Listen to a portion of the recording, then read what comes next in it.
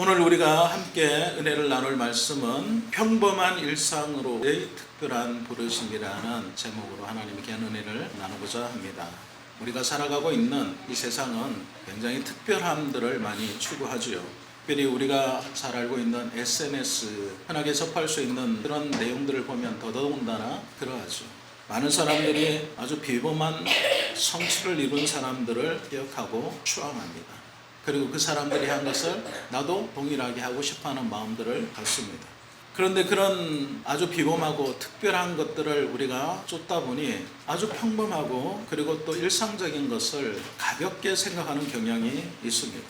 그래서 이런 세상의 경향들이 교회 안에도 들어와 있습니다. 우리도 모르게 하나님의 일은 늘 적극적이어야 하고 신앙은 항상 비범해야 한다라고 우리는 생각을 합니다.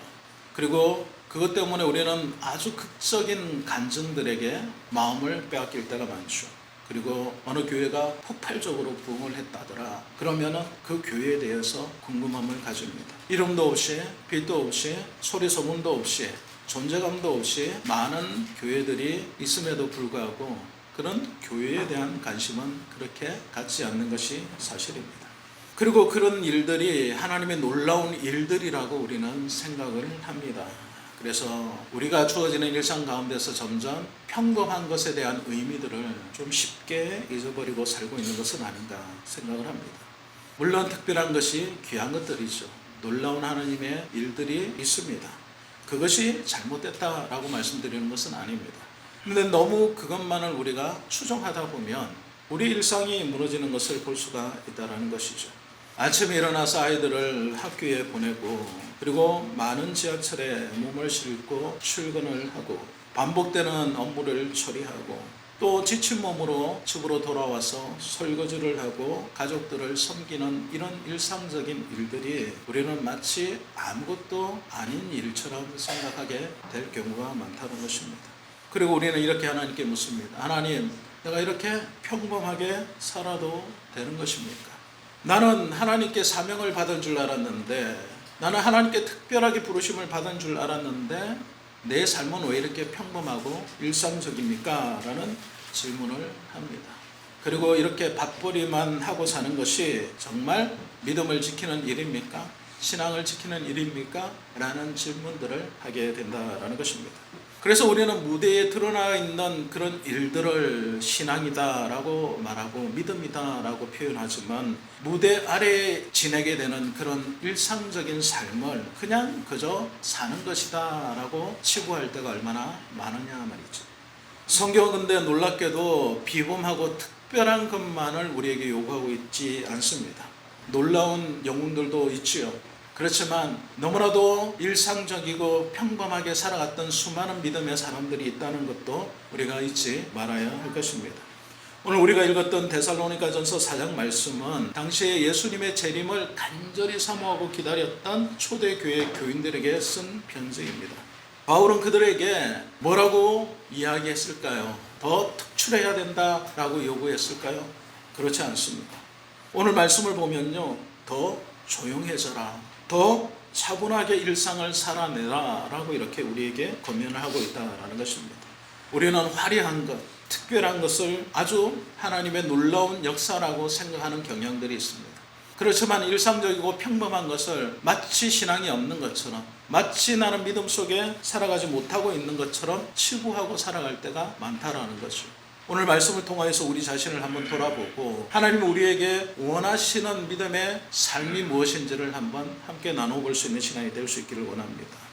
바울은 오늘 9절 말씀에 형제 사랑에 대해서 말씀을 하고 있습니다. 근데 아주 독특한 표현을 사용했어요. 그게 뭐냐면 그것은 형제 사랑에 대하여 내가 너희에게 쓸 것이 없다라고 말하고 그 없는 이유에 대해서 이렇게 이야기합니다. 너희들 자신이 하나님의 가르치심을 받아 서로 사랑한다라고 합니다.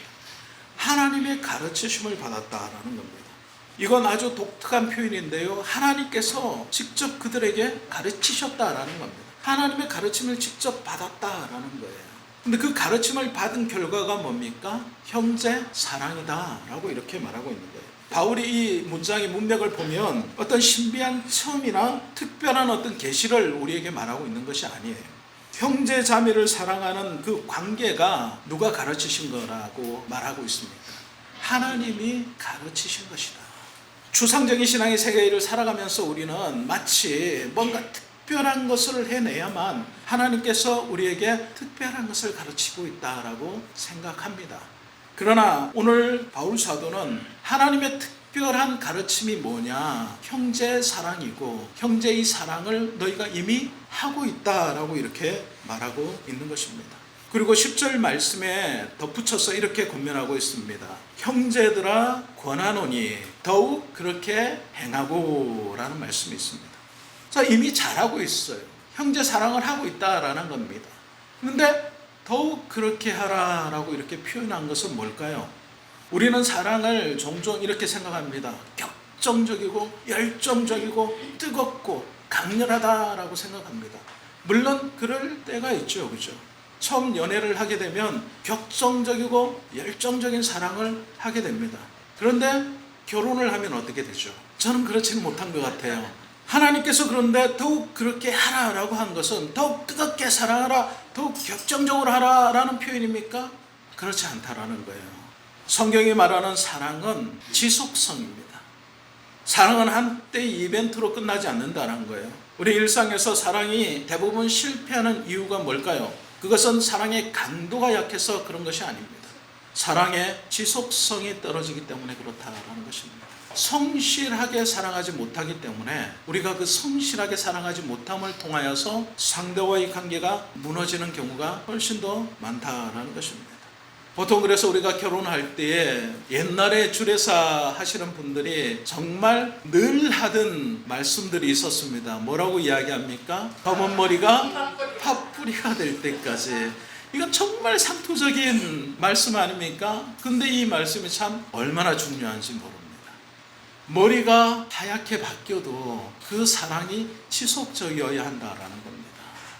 그래서 우리는 뜨겁게 사랑하는 것보다 더 중요한 것이 있는 것을 오늘 말씀을 통하여서 알게 되는 겁니다.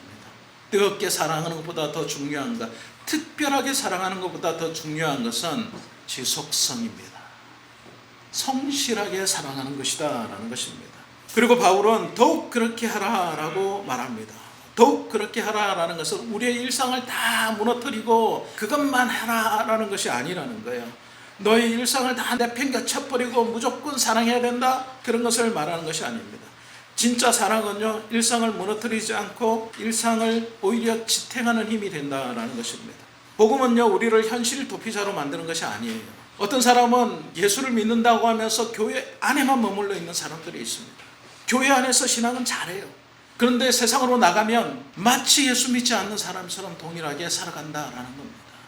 사랑은 그런 것이 아닙니다. 여기 있으나 저기 있으나 동일하게 드러나야 하는 거예요.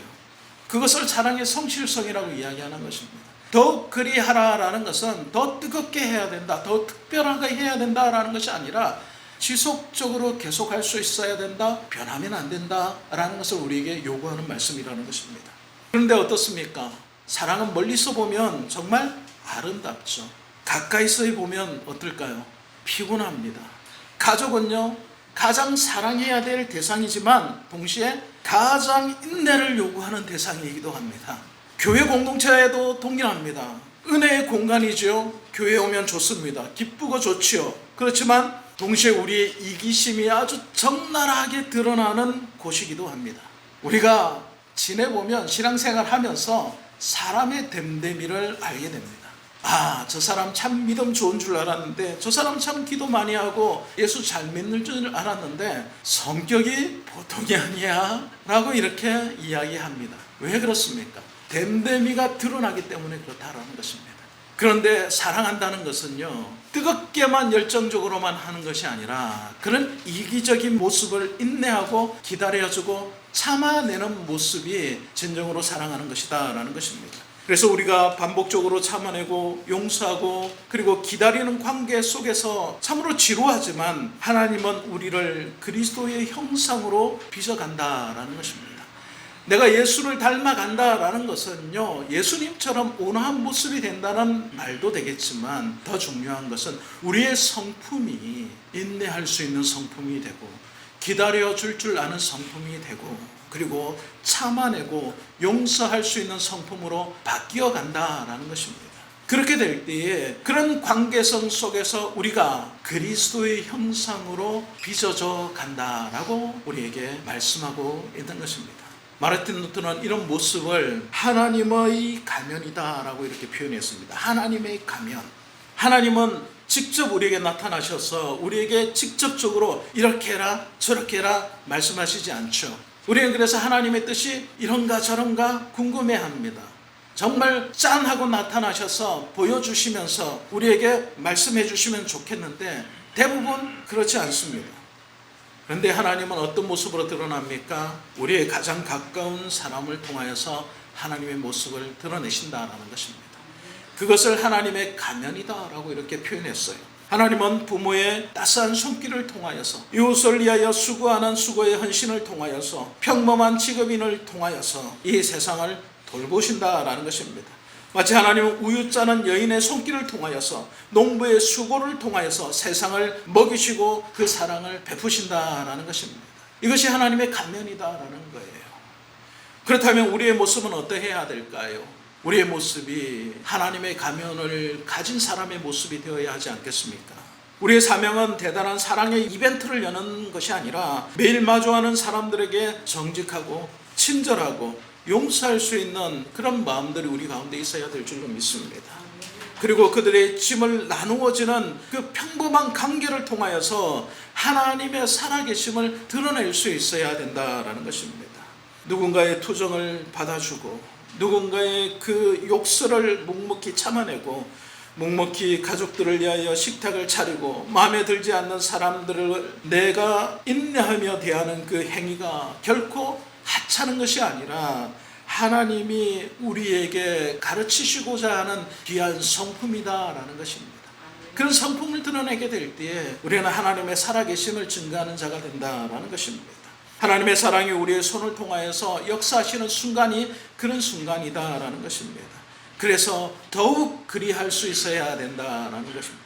오늘 11절 말씀을 우리가 한번 살펴보고자 원하는데요. 바울은 이렇게 또 권면합니다. 또 너희에게 명한 것 같이 조용히 자기 일을 하고 너희 손으로 일하기를 힘쓰라 라고 이렇게 말씀하고 있습니다. 바울은 먼저 조용히 자기 일을 하라 라고 명령합니다. 조용히라는 말은 단순히 그냥 말이 없다, 침묵한다 라는 뜻이 아닙니다. 그것은 불필요한 소란을 만들어내지 않는다라는 겁니다. 자신의 야망을 드러내지 않는다라는 거예요. 하나님이 허락하신 그 자리에 그대로 머물러 있을 수 있는 인내가 있는 상태를 말하는 겁니다. 조용하다는 것은 그냥 입만 다물고 있는 상태가 아니라는 거예요. 하나님을 드러내는 상태다라는 겁니다. 데살로니가 교인들이 살았던 그 시대에는요, 예수님께서 오신다라는 재림에 대한 소망이 아주 팽만했습니다. 그 열정이 지나쳐서 부작용이 생기기 시작했어요. 그래서 일부 성도들은요, 일상을 아주 시시하게 생각했습니다. 내일 예수님이 오실 줄 모르는데 우리가 이렇게 살면 안 돼. 교회에 모여서 기도해야지. 금식해야지. 장사가 무슨 소용이 있어. 다 때려쳐. 그냥 교회에 모여서 기도만 하면 돼. 예수님이 내일 오실 줄도 몰라. 라고 그런 종말적인 마음과 토론만 하고 시간을 보내고 있었다라는 것입니다. 근데 바울은 그들을 향하여서 무질서하게 행하는 사람들이다 라고 이렇게 표현합니다. 하나님이 원하시는 삶은요, 영적으로 흥분된 상태를 계속 유지하는 상태가 아니다라는 거예요. 우리는 격정적이고 특별하고 열정적인 것만 하나님이 우리에게 원하신다라고 생각하지만 오늘 말씀을 보면 하나님이 우리에게 무엇을 원하고 계십니까? 조용하게 살아내는 것을 원하고 계시다라는 것입니다. 세상이 요란하면 요란할수록요, 그리스도인들은 더 차분해질 수 있어야 돼요. 뉴스가 시끄럽고 경제가 요동치고 사람들이 마음이 불안해할 때 그리스도인들은 침묵의 힘을 보여줄 수 있어야 된다는 거예요. 같이 떠들고 소란스럽게 만들고 분열하고 서로 욕하고 시기하며 세상을 혼란하게 만드는 것이 아니라 오히려 자신의 자리에서 일상의 삶을 살아내며 침묵의 무거움을 보여줄 수 있는 것이 그리스도인의 일상의 모습이 되어야 한다라는 것입니다. 그럴 때에 그 사람들이 예수 믿는 사람 뭔가 좀 다르구나. 예수 믿는 사람들은 어떻게 저렇게 조용할 수 있지? 평온할 수 있지? 어떻게 저렇게 평화로울 수 있지라고 묻게 된다라는 것입니다. 바울은 이어서요 이렇게 구체적으로 우리에게 명령하는데 자기 일을 하고 너희 손으로 일하기를 힘쓰라라고 이렇게 요청하고 있습니다. 이것은 당시 헬라 문화권에 있었던 사람들에게는요 파격적으로 들렸던 말입니다. 왜냐하면요 이때 당시에 일하는 사람들은 대부분 노예였고 종이었습니다. 자기 손으로 자기 일을 하는 사람은 어떤 사람이냐면 종이었던 거예요. 주인들은 어떠한 삶을 삽니까? 귀족들은 어떤 삶을 살아요? 그냥 사색만 해요. 정치적인 토론만 하면 되는 거예요. 나머지 험난한 손으로 해야 될, 몸으로 해야 될 일들은 누가 했던 겁니까? 종이나 노예들이 했던 거예요. 그런데 오늘 바울 사도는 자기 일을 하고 손으로 일하기를 힘쓰라라고 이렇게 말하고 있는 것입니다. 그리고 바울 스스로도 텐트를 만드는 사람이었습니다. 텐트 메이커라고 이야기하죠. 스스로 자기의 생활을 하기 위하여서 자기의 생계를 유지하였던 겁니다. 자신 스스로 일을 했던 거예요. 노동을 가볍게 생각하지 않았던 겁니다. 아주 중요한 일로 생각했던 겁니다. 많은 사람들이 이렇게 물어보는 것을 저는 듣습니다. 목사님, 제가 하는 이 작은 일이 도대체 하나님께 무슨 영향이 있겠습니까? 하루 종일 컴퓨터하고 씨름하는 게 무슨 영적인 의미가 있습니까? 그런데 사랑하는 여러분, 여러분이 하고 있는 그 일이 여러분의 예배의 처소가 되는 것입니다. 가볍게 생각하는 그 일이 하나님이 기뻐하시는 일이 된다라는 겁니다. 창세기 2장을 보면요, 죄가 세상에 들어오기 이전부터 아담에게는 하나님께서 경작하며 그 동산을 지키는 일을 맡기셨어요. 노동은요, 창조의 일에 동참하는 행위다라는 겁니다.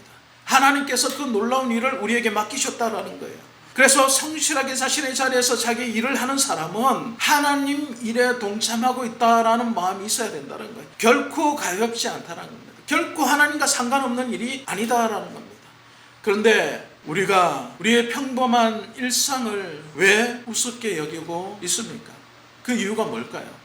그것은 그곳에 예수님이 없다라고 생각하기 때문에 그렇습니다. 그곳에는 예수님이 없고 어디에만 있다라고 생각하기 때문에 그렇습니까? 교회에만 있다라고 생각합니다. 교회에 나와야만 예수님을 만날 수 있다. 나의 삶 가운데는 예수님을 느낄 수도 없고 예수님에 대한 일을 하는 것도 아니고 그곳에는 하나님의 나라가 이루어지는 것이 아니다라는 마음이 은연중에 있다라는 것입니다. 그래서 우리는 우리의 일상적인 평범함을 우습게 생각하고 넘길 때가 많다라는 겁니다. 열심히 살아야 합니다. 열심히 우리의 삶을 살아낼 수 있어야 된다라는 거예요. 사랑하는 여러분, 예수님께서 공생의 3년 사역을 하기 이전에 예수님께는 30년이라는 일상의 평범함이 있었다는 것을 우리가 잊지 말아야 합니다. 예수님께서 이 세상에 오셔서 고작 3년 동안 하나님 일을 했습니다. 그리고 나머지 30년이라는 긴 시간은 갈릴리의 무명의 몫으로 살았다라는 거예요.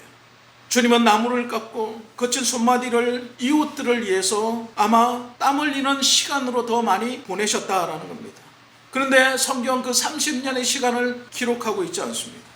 하나님은 그 시간을 향해서 그냥 무의미하게 보낸 것이 아니라 내 사랑하는 아들이요 내 기뻐하는 자다라고 이렇게 공생의 첫 시작 시간에 예수님을 칭하여 주셨다라는 것입니다.